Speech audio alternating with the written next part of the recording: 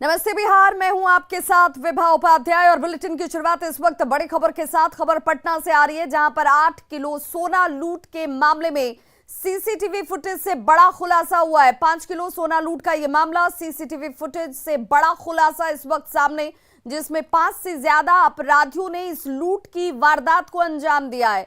लूटकांड में डकैती का केस दर्ज किया गया और सीआईडी, एफएसएल और डॉग स्क्वाड अब इस पूरे मामले की जांच करती हुई नजर आएगी। तो सीसीटीवी फुटेज एक अहम कड़ी और इस लूटकांड में 5 अपराधियों के शामिल होने की जानकारी इस वक्त सामने आ रही है। 5 किलो सोने की लूट की घटना को अंजाम दिया गया। सीआईडी और एफएसएल की टीम अब इस पूरे मामले की जांच करती हुई दिखेगी। तो भागने के दौरान सीसीटीवी में कैद लुटेरों की तस्वीर सामने है, जिनमें 5 अपराधियों ने जेवर दुकान में इस लूट की घटना को अंजाम दिया और अब इसी सीसीटीवी फुटेज के आधार पर सीआईडी और एफएसएल की टीम को जांच का जिम्मा सौंपा गया है। तो पटना में फाइनेंस कंपनी के दफ्तर में लूट की इस बड़ी वारदात को अंजाम दिया गया था। पटना के एक ही इलाके में लूट की ताबड़तोड़ वारदातों को अंजाम देकर अपराधियों ने सनसनी मचा दी। आईआईएफएल गोल्ड लोन कंपनी से 4 करोड़ का सोना लूटा गया। वहीं गहने की दुकान में भी एक बड़ी लूट की वारदात को अंजाम दिया गया। पुलिस को दोनों में से किसी भी मामले में अभी तक सफलता नहीं मिली है। 8 किलो सोना लूट ले गए अपराधी। 4 की संख्या में थे अपराधी। पटना पुलिस में मच गया हड़कंप। एक ही दिन, एक ही इलाका और लूट की 2 बड़ी वारदात। सुबह महालक्ष्मी ज्वेलर्स निशाने पर, शाम को आईआईएफएल गोल्ड फाइनेंस कंपनी में लूट। पटना पुलिस को अपराधी कितनी गंभीरता से लेते हैं, इसका अंदाजा आप इसी बात से लगाइए कि एक ही इलाके में अपराधी लूट की 2 बड़ी वारदात को अंजाम दे देते हैं और पुलिस शून्य में रहती है। अपराधियों का दुस्साहस देखिए कि अनीशाबाद में महालक्ष्मी ज्वेलर्स को दुकान खोलते ही निशाने पर लेने के बाद उसी इलाके में लुटेरे शाम होते होते 8 किलो सोना लूट लेते हैं। ये आईआईएफएल फाइनेंस जो कंपनी है, ये गोल्ड लोन प्रोवाइड करती है और इसी कंपनी का जो ये कार्यालय है, ये ब्रांच है। इस ब्रांच में 4 की संख्या में अपराधी आते हैं। 2 पहले लोन के लिए अंदर जाते हैं और 2 बाहर रह जाते हैं। इसके बाद ये जो अपराधी है गार्ड से मारपीट करते हैं। देखिए इनकी जो वर्दी है, इसके ऊपर का 2 बटन जो है वो खुला हुआ है, टूट गया है, पिटाई हुई है, सर में चोट आई है। फाइनेंस कंपनी के लोग हैं, उन्होंने पटना पुलिस को जानकारी दी है कि 8 किलो गोल्ड, अब 8 किलो गोल्ड कितना ह्यूज क्वांटिटी आप अंदाजा लगा सकते हैं। 8 किलो गोल्ड लूट कर ले गए हैं अपराधी।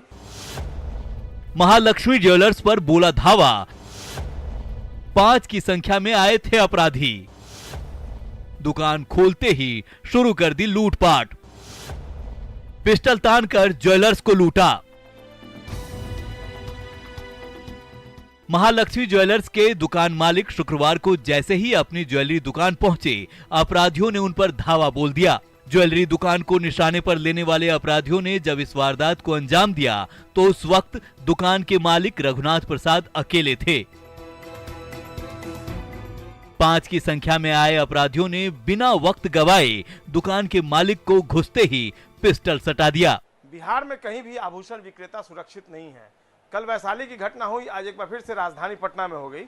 ये गर्दनीबाग थाना क्षेत्र का अनीशाबाद इलाका है, पुलिस कॉलोनी का, और यहाँ पर महालक्ष्मी ज्वेलर्स है, जहाँ इस वक्त हम दुकान में खड़े हैं और दुकान के मालिक हैं। और यहाँ पर दिन दहाड़े 5 की संख्या में अपराधी आते हैं और लूट की वारदात को अंजाम देते हैं। अकेले थे उस वक्त दुकान पे आप? जी हाँ, अकेले थे।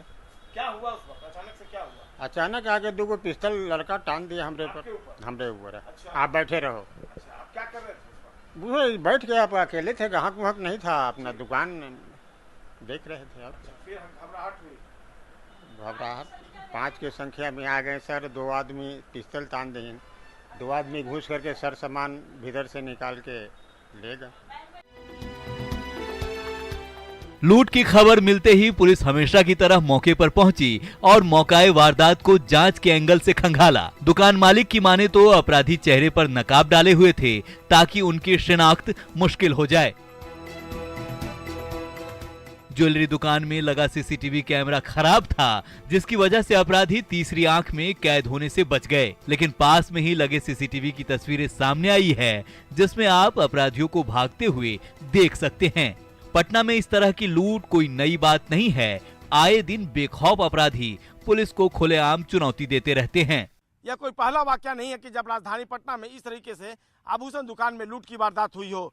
इसी साल 2022 में बाकरगंज में बिहार की सबसे बड़ी सोने के लूट की घटना भी पटना में ही हुई थी, जब बाकरगंज में 14 करोड़ रुपए के आभूषण अपराधी लूट कर ले गए थे। हालांकि इस पूरे मामले का पुलिस ने उद्भेदन कर लिया था, लेकिन लूट के सोने को लेकर आज भी संशय की स्थिति बनी हुई है, क्योंकि जो कारोबारी हैं उनका कहना था कि 14 करोड़ रुपए की लूट हुई थी सोने की, लेकिन जो पटना पुलिस है वह कहती है कि सोने के आभूषण की लूट 14 करोड़ की नहीं बल्कि 3 से 4 करोड़ की हुई थी। लेकिन कुल मिलाकर लब्बो लुआब यही है कि राजधानी पटना हो या आसपास के जिले, यहाँ बराबर आभूषण विक्रेताओं की सुरक्षा खतरे में पड़ी रहती है। पटना पुलिस या बिहार पुलिस लाख दावे कर ले, लेकिन आभूषण विक्रेताओं की सुरक्षा एक अहम मुद्दा बन गया है। कैमरा पर्सन अजय दुबे के साथ संजय कुमार, न्यूज़ 18 पटना। और अगली बड़ी खबर भी पटना से, जहां पर पटना डबल मर्डर मामले में बड़ी सफलता हाथ लगी है। पांडव गिरोह के 2 गुर्गों को गिरफ्तार कर लिया गया है। पटना डबल मर्डर मामला, जिसमें पटना पुलिस को बड़ी सफलता, पांडव गिरोह के 2 गुर्गे जो हैं वो गिरफ्तार किए गए। रांची के हरमू से इन दोनों की गिरफ्तारी हुई है। नाम भी बताते चले आपको, चितरंजन सिंह के भाइयों की हत्या की गई थी, जिनमें 2 गुर्गे की गिरफ्तारी एक बड़ी सफलता। रांची के हरमू से इन दोनों को गिरफ्तार किया गया है। अरवल के पूर्व विधायक चितरंजन सिंह के 2 सहोदर भाइयों का हत्याकांड के इस मामले में पटना पुलिस लगातार कार्रवाई करती हुई नजर आ रही थी और रांची के हरमू से एक बड़ी सफलता उन्हें मिलती है, जहां पर पांडव गिरोह के 2 गुर्गे को गिरफ्तार किया जाता है। मामले में पटना पुलिस के अधिकारी हालांकि अभी कुछ भी बोलने से बच रहे हैं। बता दें कि 31 मई की शाम, ये तस्वीरें जो आप अपने टीवी स्क्रीन पर सीसीटीवी फुटेज की देख रहे हैं, ये 31 मई की शाम की है, जब पत्रकार नगर थाना क्षेत्र के काली मंदिर रोड में पूर्व विधायक के 2 भाइयों की सरेराह हत्या कर दी जाती है। वहीं बड़ी खबर लखीसराय से आ रही है, जहां पाटलिपुत्र एक्सप्रेस का ठहराव होगा। जी हां, बढ़ैया में 4 जून से देखिए ये ठहराव जो है वो शुरू हो जाएगा बढ़ैया में, क्योंकि अब जिसे लेकर के लगातार आक्रोश जाहिर किया गया, रेल के चक्के को रोका गया था, वो तस्वीरें भी आप देख रहे हैं और उस दौरान क्या हालात हो गए थे। लेकिन अब ये बड़ी जानकारी कि बढ़ैया में 4 जून से ये ठहराव जो है वो शुरू हो जाएगा। 2 मिनट के लिए ट्रेन का ठहराव होगा और शुरुआत में 6 माह तक ये ठहराव किए जाएंगे, यानी कि यहाँ पर ये ट्रेन 2 मिनट के लिए रुकेगी। वक्त भी आपको बताते चले, शाम के 5:24 से लेकर 5:26 तक ये ठहराव 2 मिनट के लिए दिया गया है और रेलवे की ओर से इसकी अधिसूचना भी जारी कर दी गई है। आपको ये भी बताते चलें कि पिछले 22 और 23 मई, ये वो 2 तारीख थी जब बढ़ैया में ट्रेनों के ठहराव के लिए रूट पर ट्रेनों की आवाजाही को पूरी तरह से रोक दिया गया। रेलवे प्रशासन के आश्वासन के बाद लोगों ने इस जाम को हटाया और अब ये बड़ी जानकारी कि 2 मिनट का ठहराव अब शुरू हो जाएगा।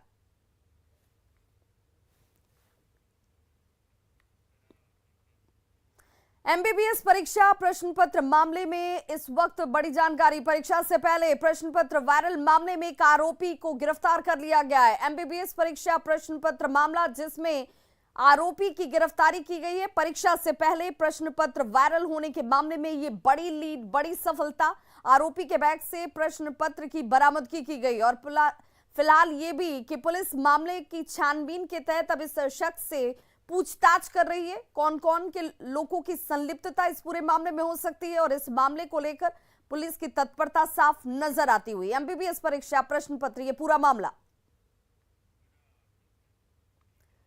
समस्तीपुर के दलसिंह सराय में अपराधियों ने लूटपाट के दौरान युवक को गोली मार दी। घटना शुक्रवार देर रात की है। मामला उजियारपुर थाना क्षेत्र के मालती चौर स्थित विशनपुर दलसिंह सराय मार्ग का है, जहां अपराधियों ने युवक पर गोली चला दी और बाइक लूटकर फरार हो गए। स्थानीय लोगों ने जख्मी युवक को निजी अस्पताल में इलाज के लिए भर्ती कराया। घायल युवक की पहचान उपेंद्र राय के पुत्र विजय कुमार के रूप में की गई है, जो जियारपुर थाने के भगवानपुर देसुआ निवासी बताए जा रहे हैं। स्थानीय पुलिस अब इस मामले की जांच में जुटी हुई है। जा रहे थे, आराम से जा रहे थे, दो गाड़ी से लड़का आया, बस हम धीरे धीरे हम सोचे कोई दूसरा होगा, इधर से गए उधर से घुमा के आया, तो रोका, हम रोक दिए गाड़ी, तो वो बोला गाड़ी लाओ, हम बोले नहीं देंगे, वही बोला मार दिया, तो छोड़ के हम भाग गए। क्या मारा? गोली मार। और अब बात बिहार की सियासत की। जी हां, सियासत में नाम का इस्तेमाल हमेशा से सहूलियत के हिसाब से होता है। बिहार में आरजेडी भी यही कर रही है। 2 दिन बाद लालू की पार्टी आरजेडी सरकार की विफलताओं का रिपोर्ट कार्ड पेश करने जा रही है। नाम महागठबंधन का दिया जा रहा है, लेकिन उस महागठबंधन से कांग्रेस गायब है। तो फिर सवाल यही कि तेजस्वी किस महागठबंधन की बात कर रहे हैं? पूरी रिपोर्ट देखिए।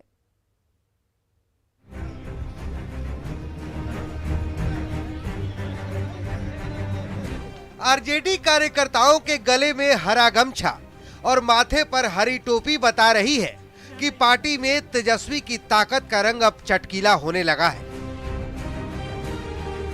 जिस जेपी आंदोलन से तबकर लालू बिहार के सियासत के धुरी बने, अब उन्हीं की पार्टी आरजेडी 5 जून को यानी संपूर्ण क्रांति दिवस के दिन नीतीश सरकार की विफलताओं का रिपोर्ट कार्ड पेश करने जा रही है। रिपोर्ट कार्ड भले ही आरजेडी पेश करेगी, लेकिन नाम महागठबंधन का दिया जा रहा है। उस महागठबंधन का जिसमें कांग्रेस को हाल के दिनों में तकरीबन हर मौके पर आरजेडी ने हाशिए पर रखा। कांग्रेस के लोगों को ये तय जो है ये खुद उन्होंने ही किया है, हमने कुछ नहीं किया। हम तो लास्ट तक फ्रेंडली तक ही रह गए, लेकिन उनके जो भी प्रभारी थे या पार्टी के लोग थे, उनका क्या बयान आया ये तो आप लोग जानते ही हैं। और हर जगह प्रत्याशी उन लोगों ने उतारा। खैर अच्छी बात है, वो उनको लगता है कि उनकी ताकत है तो ठीक है, अच्छी बात है, इसमें कहाँ कोई दो राय है।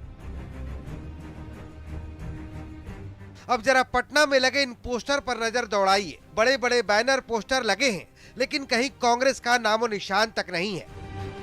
ये जरा देखिए, हम आपको तस्वीरें दिखाते हैं। आरजेडी कार्यालय के ठीक सामने बड़े बड़े तोरण द्वार जो बनाए गए हैं, उसमें देखिए साफ शब्दों में लिखा है संपूर्ण क्रांति दिवस पर महागठबंधन प्रतिनिधि सभा। लेकिन सवाल ये बड़ा खड़ा होता है कि इसमें जितनी भी तस्वीरें आप शामिल की गई हैं, उसमें कहीं भी कांग्रेस के जो प्रतिनिधि हैं किसी का भी चेहरा शामिल नहीं किया गया है। आपको दूसरी तरफ अगर दिखाते हैं कि ठीक आरजेडी कार्यालय के ठीक सामने ये जो बड़ा बैनर लगा है, यहाँ पे जरा देखिए संपूर्ण क्रांति दिवस पर महागठबंधन प्रतिनिधि सम्मेलन 5 जून को जो बापू सभागार में होना है। आयोजक का नाम देखिए, आयोजक में महागठबंधन। लेकिन जरा तस्वीरों पर आप गौर करिए। एक तरफ जेपी का तस्वीरें हैं जो संपूर्ण क्रांति दिवस उनके नाम पे जो मनाया जा रहा है। बड़ी से जो तस्वीर है वो तेजस्वी यादव की है, और ऊपर में जो तस्वीरें लगी है लालू प्रसाद यादव हैं, राबड़ी देवी है, सीताराम येचुरी है, दीपंकर भट्टाचार्य है। मतलब सीपीआई, सीपीएम और माले के जो नेता हैं उनकी तस्वीरें लगाई गई हैं। लेकिन कांग्रेस का किसी भी नेता की, राहुल हो, सोनिया हो, तमाम किसी भी नेताओं को इस पोस्टर में जगह नहीं दी गई है। चाहे वो तारापुर कुशेश्वर स्थान में उपचुनाव का मुद्दा हो या फिर एमएलसी चुनाव का, हर मौके पर आरजेडी ने कांग्रेस को दरकिनार किया। बावजूद इसके तेजस्वी किस महागठबंधन का हवाला दे रहे हैं, यही सवाल कांग्रेस भी तेजस्वी से कर रही है। 5 जून का जो कार्यक्रम है, जिसे बताया जा रहा है कि महागठबंधन का कार्यक्रम है, तो पहले तो तेजस्वी यादव जी ये बताएं कि बिहार में महागठबंधन का स्वरूप क्या है, कौन कौन से दल उस महागठबंधन में शामिल हैं जिसे बार बार तेजस्वी यादव जी महागठबंधन कह रहे हैं। ये तो साफ हो, क्योंकि जिस अलायंस में कांग्रेस नहीं है वो महागठबंधन नहीं हो सकता। तो क्या तेजस्वी यादव जी ने कोई नया अलायंस किया है? क्या तेजस्वी यादव जी ने राजद का नाम महागठबंधन कर लिया, या तेजस्वी यादव जी ने राजद को तोड़कर कोई नई पार्टी बना ली महागठबंधन के नाम से? पहले वो ये तो साफ करें। तो सवाल ये है कि तेजस्वी को महागठबंधन की याद क्यों आई? क्या तेजस्वी ये मानते हैं कि एनडीए के सामने महागठबंधन मजबूरी है? जाहिर है तेजस्वी की नई चाल कहीं उनके लिए चक्रव्यूह न बन जाए। पटना से न्यूज 18 के लिए रवि एस नारायण की रिपोर्ट। तो 5 जून को संपूर्ण क्रांति दिवस के मौके पर पटना के बापू सभागार में प्रतिनिधि सम्मेलन होना है, जिसे लेकर तेजस्वी यादव का ये दावा है कि महागठबंधन के सभी दल इसमें शामिल होंगे। तेजस्वी के दावे पर कांग्रेस पहले ही सवाल उठा चुकी है। अब बीजेपी और जेडीयू ने भी आरजेडी पर करारा प्रहार किया है। जिस तरह की नूरा कुश्ती देखने को मिली है, पहले भी यह महागठबंधन नहीं बल्कि महाठग बंधन ही था। क्या हश्र हुआ कांग्रेस पार्टी का? राष्ट्रीय पार्टी होने का दम, लेकिन राष्ट्रीय जनता दल के पिछलग्गू बने फिरते थे ये लोग। और अब तेजस्वी यादव जी कार्यक्रम करने जा रहे हैं महागठबंधन के बैनर तले। बिहार की जनता को ये लोग गलत मैसेज देना चाहते हैं। यूज एंड थ्रो की राजनीति करते हैं श्री तेजस्वी यादव जी, और पूरे गांठ के साथ कांग्रेस को प्रो कर दिए हैं।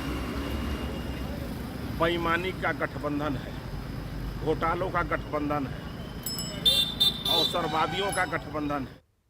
और बड़ी खबर इस वक्त गया से आ रही है, जहां न्यूज 18 की खबर का असर हुआ है। सोनू मामले में सीएम ने संज्ञान लिया है। न्यूज 18 की खबर का यह असर, जिस मामले में सोनू को लेकर के मुख्यमंत्री नीतीश कुमार ने संज्ञान लिया है।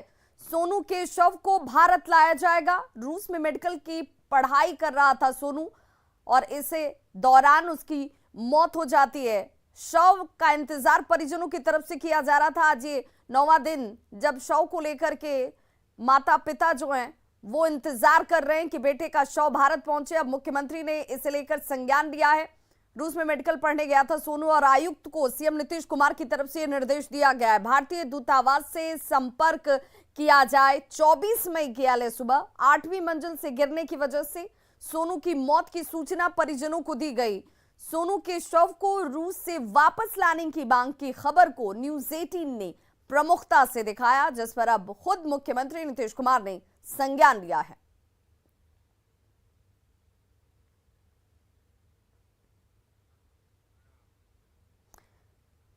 पूर्व केंद्रीय मंत्री और पटना साहिब के सांसद रविशंकर प्रसाद ने बड़ा दावा किया है। मोदी सरकार के 8 साल का कार्यकाल पूरा होने के मौके पर आयोजित प्रेस कॉन्फ्रेंस में रविशंकर प्रसाद ने कहा कि पीएम मोदी ने रूस और यूक्रेन के राष्ट्रपतियों से बात कर 3 घंटे तक युद्ध को रुकवा दिया था, ताकि भारतीय छात्रों को बाहर निकाला जा सके।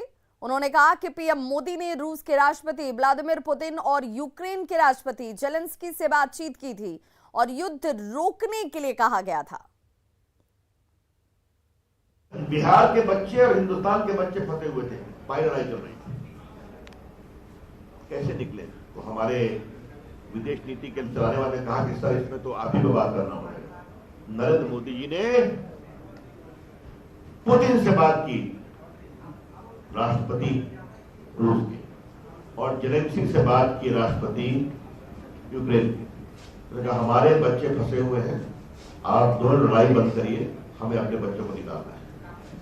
हम अपने बच्चों को नहीं चोट देखना चाहते हैं। और आपको जानकर खुशी होगी, जो दोनों बात नहीं करते, बात करके 3 घंटे के लिए लड़ाई होगी और हिंदुस्तान के बच्चे वहां से निकाले गए। ये हमारे प्रधानमंत्री का सम्मान है। तो खबरों का सिलसिला लगातार जारी है। आप देखते रहिए न्यूज 18 बिहार झारखंड। यहाँ खबरों का सिलसिला कभी नहीं थमता।